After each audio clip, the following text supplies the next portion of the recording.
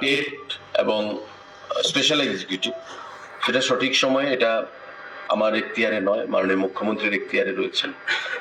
এবং আমরা চাই যে প্রতিটা চাকরি যে আমরা প্রদান করব সেটা যেন সুরক্ষিত থাকে, প্রোটেক্টেড থাকে, ভবিষ্যতে যেন কোনো আইনি গেরাকলের মধ্যে কোনো চাকরিজীবীকে পড়তে না হয়।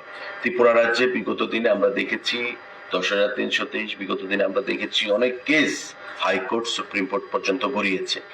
এতে করে যারা জব সিকার, যারা অ্যাসপারেন্ট, তাদের তো কোনো ভুল ছিল না বা দোষ ছিল না, সরকারের দোষ ছিল বিগত দিনে, বিগত সরকারের সময়।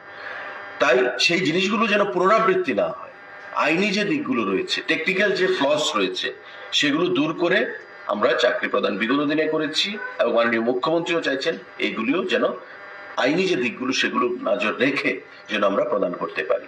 তো যখন আমরা চাকরি প্রদান করব, এই চাকরিগুলো যেন পুরো সময় হারাতে না হয়, খোয়াতে না হয় এই জব সিকারদেরকে, অ্যাসপারেন্টদেরকে, সেগুলো মাথায় রেখেই প্রদান করা হবে।